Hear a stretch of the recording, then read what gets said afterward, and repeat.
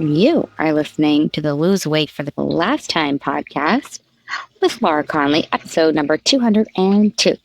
Hey guys, what's up? I'm actually poolside in Scottsdale, and apparently my other intro to this podcast did not get uploaded to my podcast people. So here I am, about to go to Girlfriends in Business with Lori Harder, which is ironic because the episode you're about to listen to is an interview with Lori and Chris Harder. The interview was so fun. There were so many little nuggets. I was actually being kind of cringe and listened to the episode, and I was like, this is good. We have to put this on my podcast. If you haven't heard of Chris and Lori Harder, they're amazing entrepreneurs, so generous, so cool. I love being in their bubble or their sphere. Oh, and don't forget, the next cohort of the Yummy Mummy Experience starts October 2nd.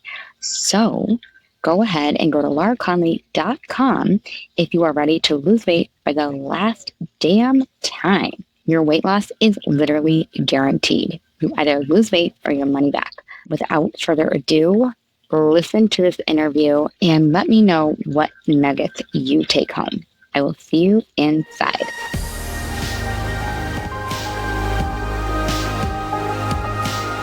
Laura Conley, welcome to both of our shows. We are so excited to have you on. We've actually known about you for quite a while, but you are on the series that we are calling Just Like You, where you are quite a few steps ahead or a few steps ahead or just a few steps ahead, depending on who is listening. And we love this series because it takes people who have actually invested in themselves and invested in our rooms and our courses as well, so that people can know, like, these are people just like you who decided to take the big leap into their dream life, into their dream career. So thank you so much for coming on. I know that you have this incredible brand, the Yummy Mummy, which that is just the greatest name, first of all. So we're going to dive into your story. Yeah, and you actually want to start by talking about how it is that we know about her ahead of time, long before this. Oh my gosh. Okay, this is the best story. So, you know, my sister-in-law, who's been in the family now for over 10 years, Jackie Koch, and we had ended up living together for a while during the pandemic. And she was so excited that she got this new coach. And she would say, oh my God, I'm working with this new woman named Laura. And she is literally like changing my life. You need to like listen to her. You need to learn all these things. And she would come out from each coaching session that she would have with you and like make us sit down literally and teach us and tell us about these things. And I'm not even kidding you. It was like so good. I was like, I love her approach. It's very unique. It was different. It's refreshing. And it felt like a lifestyle that people could actually maintain. And, you know, knowing Jackie's story that she had always struggled with food and body image and feeling like she just wasn't where she wanted to be physically, it was so cool to see her feel really empowered and make changes that stuck. Oh, okay. Well, I can't talk now because I'm blushing. That is like the nicest intro that I have ever gotten. So thank you guys so much for having me on. I'm just like beaming and now blushing. Oh, literally our pleasure. So I always like to start by taking you back to somewhere that the listeners can really relate to, right? And I think your moment is probably the moment that you were in your bathroom and you had just gotten out of the shower. Don't worry, I'm going somewhere wholesome with this. And you had this moment where you decided that you needed to make a change in the way you viewed yourself and in the way you viewed your body. And this was kind of the catalyst of it all. Yeah. Do you mind taking us back there and telling that story? Yeah. So I was 6 weeks postpartum. I had just had my daughter, Luna, who is now 6.5. And Great name. Oh, thanks. And she, of course, was in the bathroom with me because, you know, we were like inseparable at that point. But we had actually just gotten home from a 3-week stint in the NICU, which, you know, if you want like life thrown in your face and just like the preciousness of it, go do a 3-week stint in the NICU. So we had just come out of the NICU. And I'm standing there butt naked, and I sort of have this out-of-body experience where I'm kind of watching myself beat myself up for not snapping back, for not bouncing back into my pre-baby jeans. And I was like, this stops now. Cause she's like cooing up at me. We had like a near death experience. So I'm like, this is it. Like this stops here. Because if you keep beating yourself up for the way that your body looks, you're going to pass that down to her. And I knew in that moment, I was like, I know I can say all the right things, right? Because of course, at this point, I had struggled for 20 years with yo-yo dieting and hating my body and loving my body, but it was really fake. I didn't actually really love it. And I knew I would pass it down to her, even if I said the right things. I think that there's this notion that our children's inner voices are the way that we speak to them, right? Like the way that they talk to them as adults is the way that we're talking to them when they're children. But I think it's a step further. I really think it's the way we talk to ourselves becomes their inner dialogue, because I knew in that moment she would catch me trying on 12 different outfits when she's 8 years old. She would catch me turn away from my husband when he inevitably went to like grab my ass in the kitchen or whatever, right? And I knew I would pass it on. And I was like, over my dead body, is she going to be sitting at the lunch table as a sophomore in high school trying to eat 80 calories like I did with my friends? I was like, that is no life for her. And we just got her life back. So we are going to do everything in our power to heal this. Previous to that, I had accepted defeat. I was like, you know what? This is just going to be kind of my lot in life. I'm just always going to be gaining or losing. I'm always going to be on a green juice cleanse or eating an entire pizza and a bottle of wine. Like I had just accepted defeat. And I was like, Laura, it's not even that bad. Like, come on, people have way worse problems. But when she was sitting there looking up at me and I'm beating myself up, I'm like, this has to stop now. So I really went on a mission to solve it for her and for me. Like I am going to heal my relationship with my body and with food and weigh what I want, because I knew there had to be a middle path. Prior to that, I was so black and white. I was so all or nothing. And she really was kind of my muse. And I just went in this deep dive of healing it, my relationship again with food, my body, and actually being healthy. And when I finally cracked the code, which I kind of even can't believe that I did sitting here today because I struggled with it for so long, it was like that same wave of purpose came over me. And I'm like, I have to help the other moms and women because so many of us are trapped in diet culture. And so I finally felt like I had this secret or this holy grail that is elusive for so many of us. And I went on a mission to really, I mean, it's kind of cheesy, but launched the Yummy Mummy and now have helped hundreds of women do the same. And it still blows my mind that this is something we can do.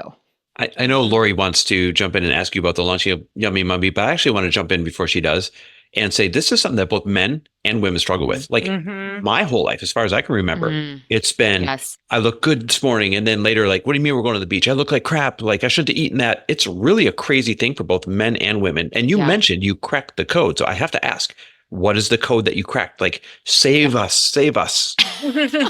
How long do you have? No, I'm just kidding, Chris. Okay, so that's such a great question. And I just want to highlight what you said too. Men struggle with this for sure. So I happen to have my son 2 years later, and this is as much for him as it is for my daughter. My husband struggled with it too. Like, I'm still like, let's go to the pool. He's like, oh, I don't know if I can go to the pool because he always got teased for being too skinny. And so like, we all get this, right?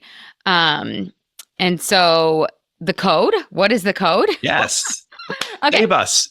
So I think a lot of us really believe that it's like, I need this perfect diet. Like I need to track certain points, or I think a lot of us think it's like, if we just work out harder and eat less, then that's it. Or some version of Weight Watchers or tracking macros. And that's not to demonize those. Like if that works for you, great. It just never worked for me. So what worked for me, and this is like very high level. This is a quick summary for me. What really worked was balancing my hunger hormones, which really just means balancing my blood sugar, because then I wasn't like a hangry monster. My husband and I used to get in all these nothing fights all the time, like after work, because I hadn't eaten for 8 hours because I was like trying to starve myself. And he's like, I think it's your hanger. And of course I attacked him immediately. But then I was like, probably not the best thing to say at that point, right? Yeah. Because I'm hangry. But then I reflected and I'm like, you know what? You're totally right. So that was step one. It was really learning to balance my hunger hormones so that I felt energetic and could weigh what I want. But a lot of it for me was mindset. So like real true habit change. Like I really studied habit change because I felt like I was very successful in other areas of my life. Like, why couldn't I do that here? And it's really because I wasn't taught how to weigh what I want permanently. I was taught how to diet. I wasn't actually taught how to do this permanently and how to think in such a way that supported it. So mindset, emotions was a huge part of it. I thought I was pretty emotionally intelligent. Like I went to school for psychology. I had been a coach for like 7 years at that point already. And I found out through all my research, this maniacal mission I went on, that I was like a huge emotional eater, but I wasn't an emotional eater in the way that our culture depicts it, right? Like it wasn't like I'd have this crazy stressful day and then come home and eat a pint of ice cream. No, it was like, I'm a little bored, so I'm going to go grab a handful of nuts. Or like, I deserve a reward because my boss just sent me like a mean email, right? Or, you know what, this party isn't that fun, so I'm just going to have a second cupcake to make it more fun. Anytime we are eating and we're not hungry and it's an emotional eat, it's not bad or wrong to eat for emotional reasons. It just wasn't serving me. So really cracking that unlocked a lot. I also found a lot of peace around loving accountability with myself. I thought I couldn't honor my word. I thought I just like didn't come with that gene. I always would watch my husband set New Year's resolutions and not tell anybody and then just achieve them. Yeah. And I always had to tell everybody and make it this big challenge. And it's like, no, Laura, you can actually learn the skill of honoring your own word and following through on that. Another piece of it was really learning, and I know this is like all over the internet, but really learning to enjoy the process. So that was all about letting go of what I call like the when then game or arrival fallacy, right? Like when I weigh X, then I'm going to be confident. When I can fit into these jeans, then I'm going to be light and alive and sexy. It's like, no, how can I feel that and embody that now? And that actually then, I mean, you guys know this, becomes the fuel to actually create the goal. So really learning how to enjoy the process and having fun. And I think that's kind of what I've become known for is like weight loss and fun together, because we're always taught that it's like grin and bear it or white knuckle it until the end and then you can quit. And it's like, no, we have to keep going. A huge part of it too was true self-love, like unconditional love for myself, for my body, and the way that my body looks. Like there's kind of 3 pillars within self-love, and really learning what self-love meant. Because I think that's another concept that gets thrown around, but like, how do we actually practice that? So again, I know that's a long-winded answer, but great answer. That's kind of all the little parts of the code. That's a great answer. I just, some of the things you said, I'm just like, I just had such a moment for me. I never learned how to eat healthy either. It was either I was eating how I was raised or I was on a diet. And it took so much unwinding to do that. But I think people might be listening right now and they're like, oh my God, I never actually learned how to do that. And that can feel really unsafe and crazy at first, like, because we're so used to, you know, controlling and all of the things. So, and also to hear fun mixed in with being healthy doesn't typically happen. So I love that. And if anybody knows Jackie Koch, who kind of connected all of us here, you'll know that fun has to be a part of it. So I love knowing that truly that is what you do. Yeah, it's really strategy, honestly, because if it's not fun, then you're going to quit. Inevitably, you're going to quit. And it doesn't mean that it's always like rainbows and daisies and unicorns and cupcakes. There are pieces that are uncomfortable, but I really believe that it is a strategy, and it's why this methodology or this code, whatever you want to call it, is permanent. Because you don't want to give up. You don't want to go back to the way that it used to be, because it's actually better over here. So I want to hear, how important is accountability and community during this stuff, and just like doing this with other people? Is that an important piece of it? It is so important that I will not coach people one-on-one from a place of integrity. I mean, I get people that are like, please, I'll pay you X. I'll pay you X. And I will actually coach dudes one-on-one. We call that the delicious daddy.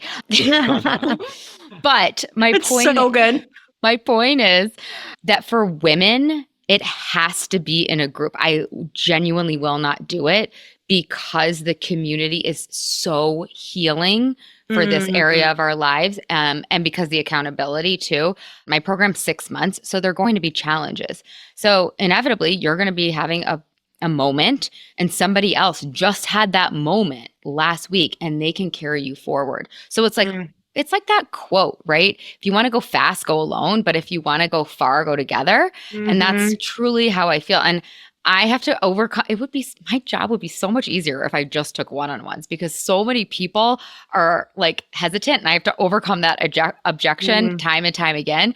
But they always come out on the other side, and they're like, the community is the best part because I felt supported. I didn't feel alone, right? It's like a human need to not feel alone and to feel connected. And if we get to feel connected in this part of our lives that feels kind of icky and vulnerable-y, like it's just so healing. Yeah. I could go on, but yes, that's how important it is. It's so important. I love that. So I want to talk about you transferring from corporate America, where you said you had the golden handcuffs, to choosing to be self-employed and getting into this. You know, I always had entrepreneurship in my blood, but it took me losing my career in the recession to force me into entrepreneurship. And while that was a really bad time, I also say it was a luxury because it forced my hand instead of having to make that scary jump of like, wait, I already have things really good. How dare I give that up and go do what I think I'm meant to do? And a lot of people struggle with that. They know what they want to be doing, but it's comfy over here, so they stay over here. Yeah. You were brave enough to make that transition. Would you talk us through that? Yeah. I almost feel like the universe forced my hand. Tell us.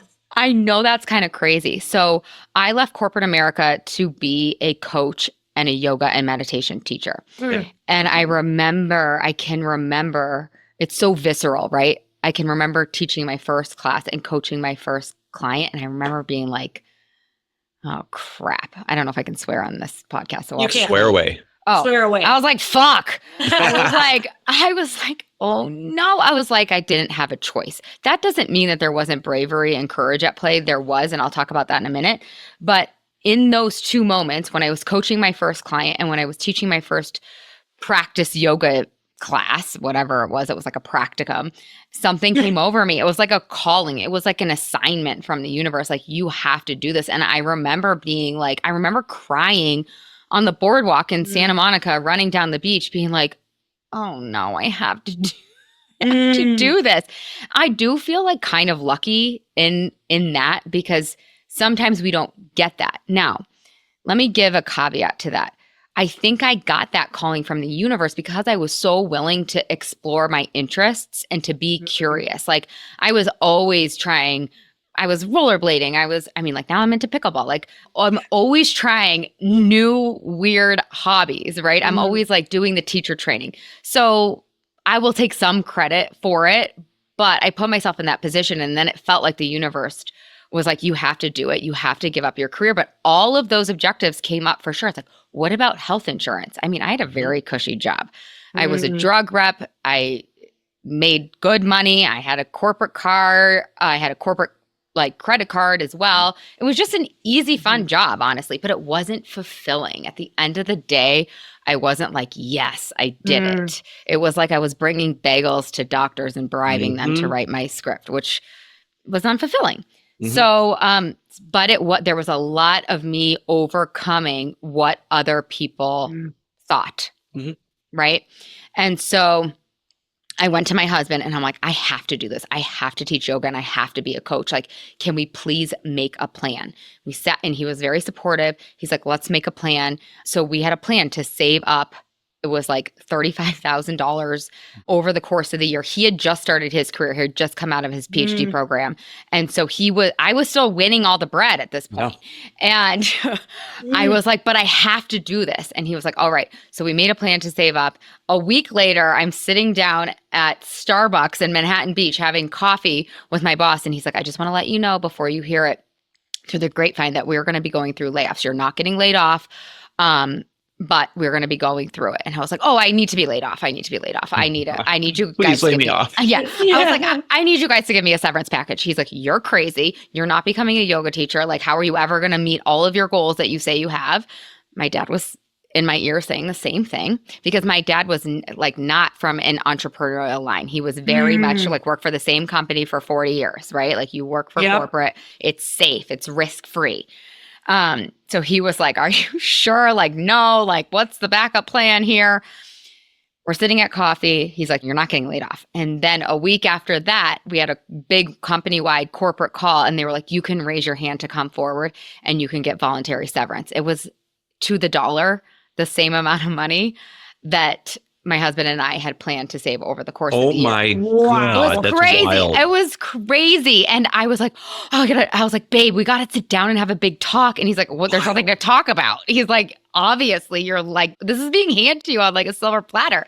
Wow. So I took the leap, but there was fear there. I can still feel it like viscerally, like taking that leap and like really, really putting in for that voluntary severance and that voluntary layoff, because it was scary. But I kind of think like I can always go get a job in corporate, but like this is my chance. I don't have kids yet. I knew I wanted to have kids.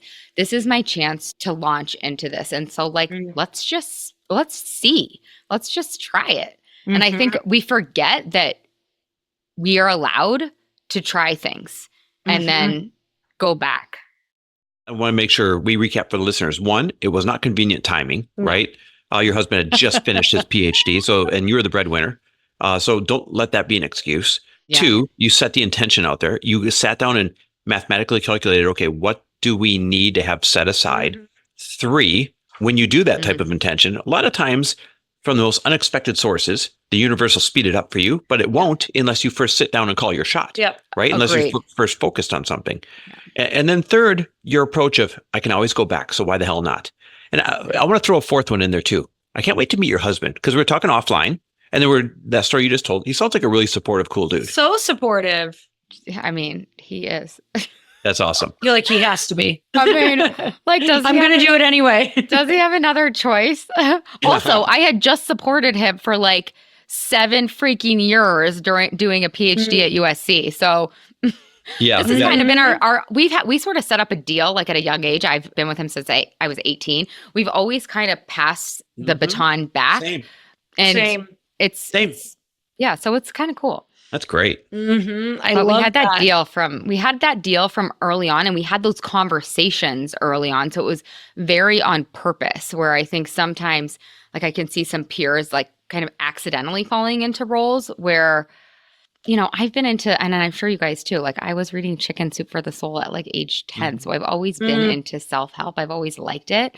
So I think it was, you know, kind of part of my personality, but it's not to say that you can't do it. Anyone can do it. Anyone can craft and I was very much into manifestation at the time, and I still very much am.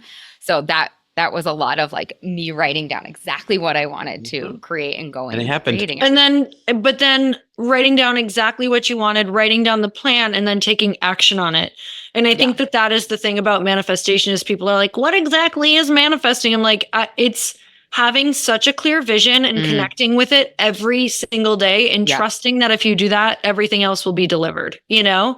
And it's like not crazy. It's literally like what even, you know, it's very, not crazy. Yes. It's exactly what you should do, even if you weren't manifesting. Like you actually want to go through with this plan and believe that it can happen. Totally. Otherwise you're not going to get it. So, okay. For somebody listening, who maybe doesn't know how to have those conversations with their partner, or they don't have that support yet, do you have anything for them to like kind of start that conversation? I love that. So I would go back like 5 steps and start having conversations that feel a little bit more neutral. Like, hey, babe.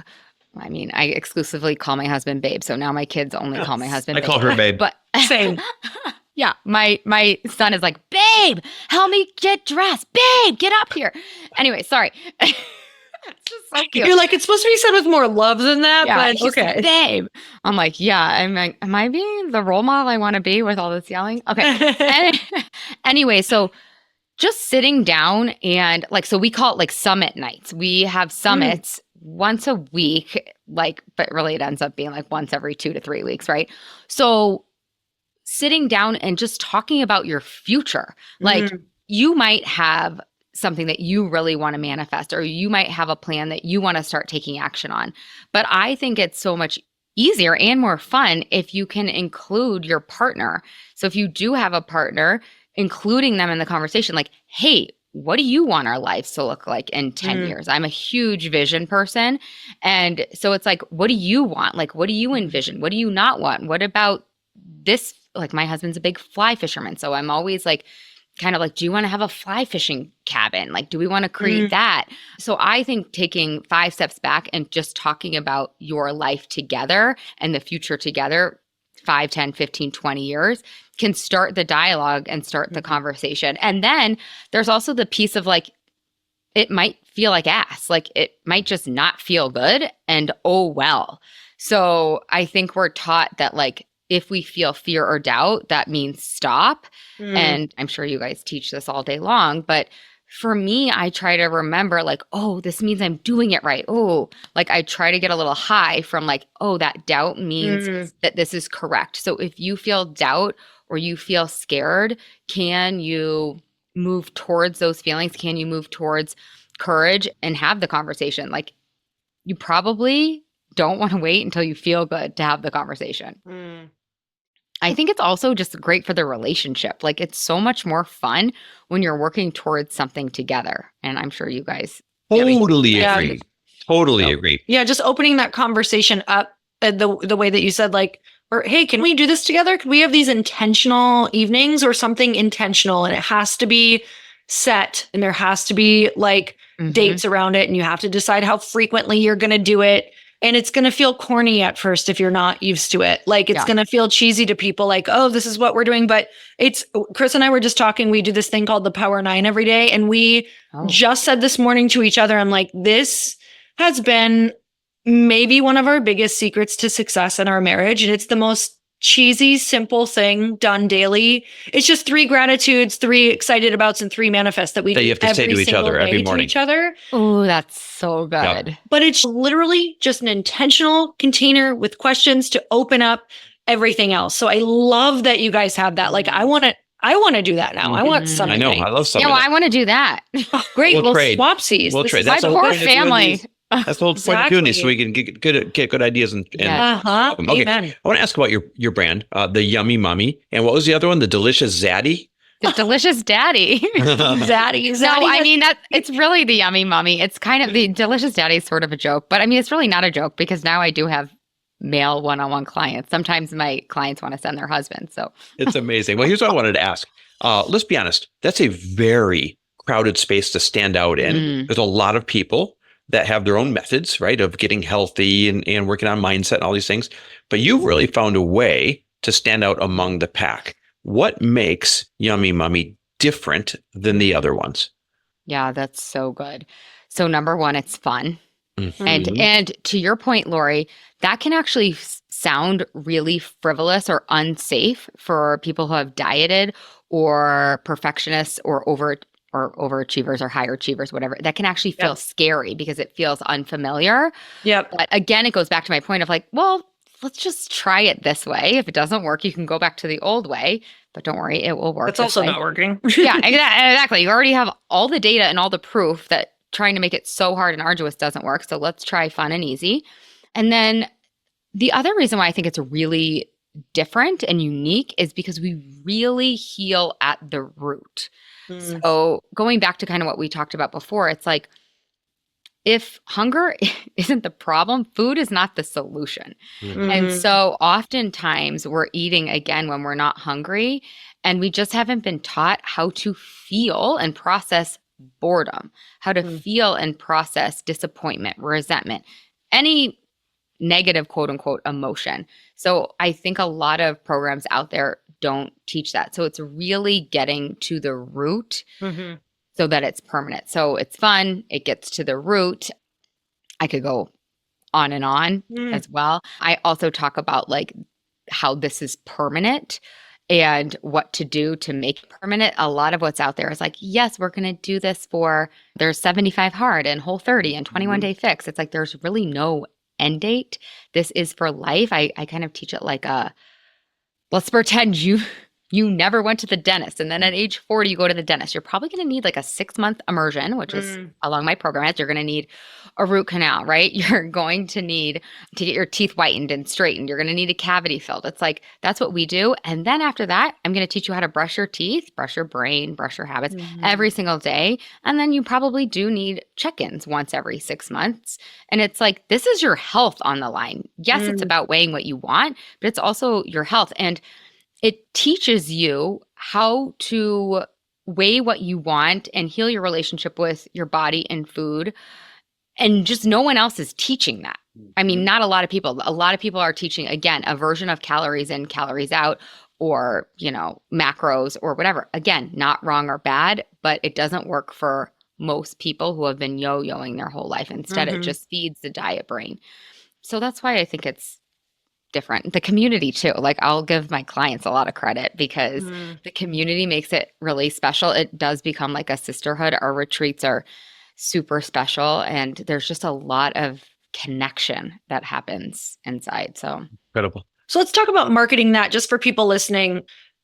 Where would you say your clients come from? Because if we're going to take a totally different approach, the reason people keep going back to like the look good in this, look good at, or like 21 days till this, is because marketing is like, it's hard. It's hard to get the clients in. And sometimes we do that just to like get them through the door, or people do that to get them through the door.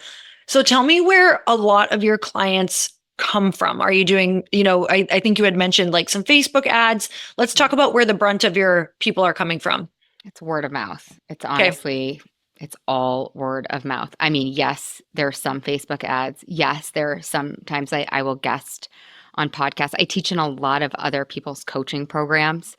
So it's organic in that way. So guesting on podcasts, teaching in other people's coaching programs, and my clients like do it for me a lot of the time because, right, they're like walking around looking hot. And the other thing that I will tell you that I hear all the time is they aren't just walking around looking hot. It's their energy. They're different. There's something different that their friends want. They're like, ooh, I want that. This they can tell because my client is embodying a real, true self-love kind of badassery, like ability to have their own back.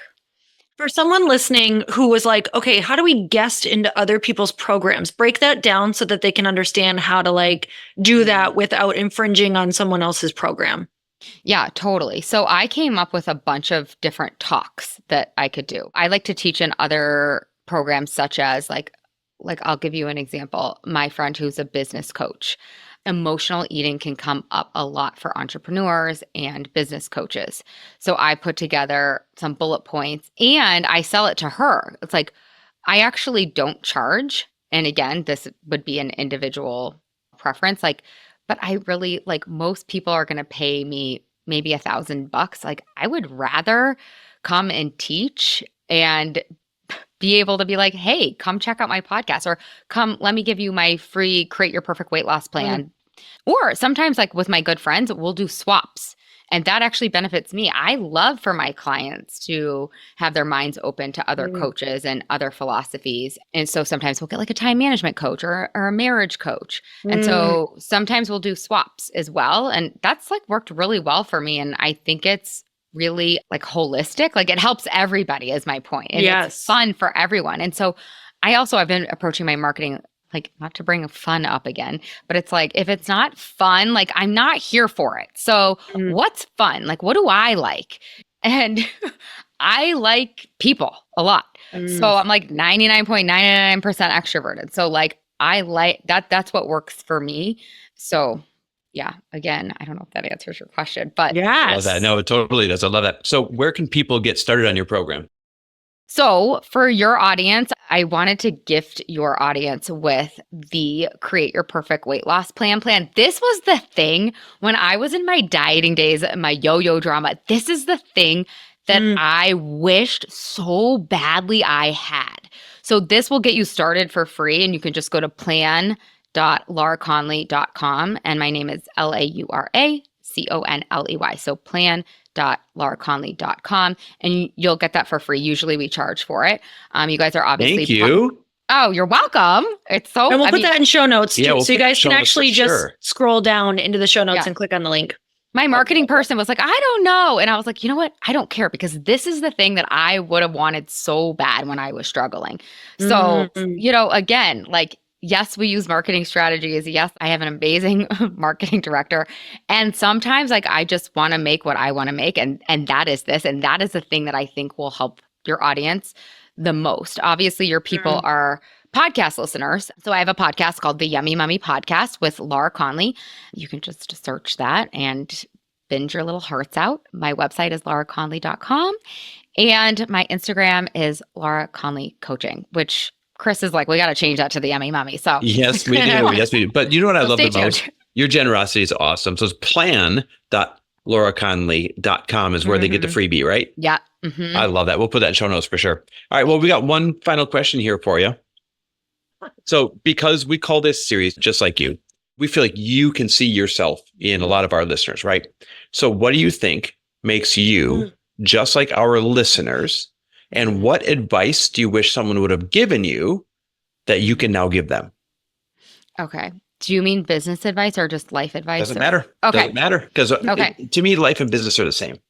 Okay, this is the best advice. And this is what I wish somebody had told me like when I was 16 years old is you really can weigh what you want, love your body, and have a chill relationship with food. You really can. You are not a special unicorn. You are not broken. There's not something wrong with your thyroid, right? You don't have just genes from Ireland, from potato people. No, you really can weigh what you want.